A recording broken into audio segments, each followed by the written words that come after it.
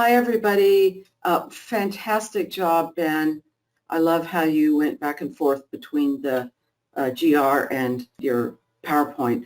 I wanted to let you know that I've had the privilege of spending a lot of time studying elevation sidelobe contamination.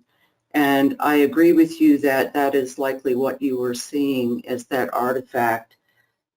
I want to make a point, when you're struggling with the situation where the best you can see is between maybe 8 and 10,000 feet above radar level, there is a lot, depending on the LCL heights, right?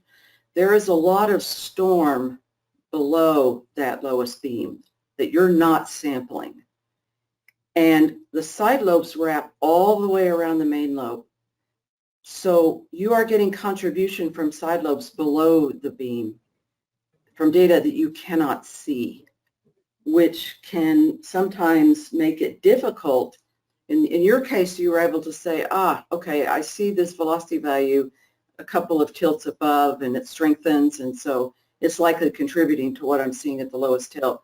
In some cases, you won't see that kind of mapping, but don't be discouraged by that. Remember that you're getting contributions even below the beam from the power from the side lobes.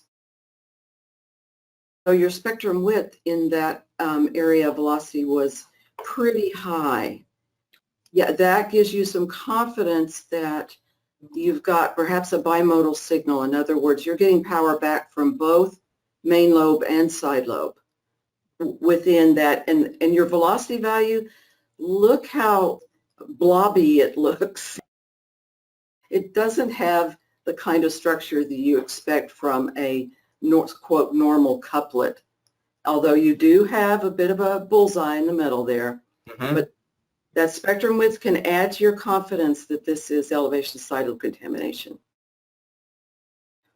In my study, I learned that the vast majority of elevation sidelobe contamination cases do have high spectrum width, and it's because of that mix of return from the side lobes, all the side lobes, as well as the main lobe, and that often bimodal signature.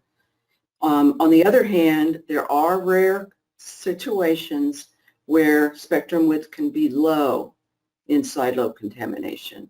But for those, my paper has other skills that you can use to basically do what Ben was doing, where you're looking at the data and you're asking yourself, does this make sense? And oftentimes you can explore it from that. Location is really the most important thing, guys. When you've got a couplet where part of that couplet is out in the inflow area, that is highly suspect right there.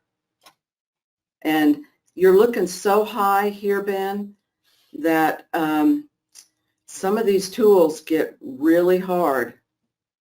I will also say that your reflectivities can even be enhanced with enough return power from the side lobes. There's an example of that in my paper. Everything about my work is qualitative, and I don't have the IQ data for any of the 88D cases out there, so we can't signal process them and see what the Doppler spectra actually look like, but we can infer an awful lot from the data. And I think with reasonable confidence, especially as meteorologists, ask yourself the question, does it make sense? That will serve you well.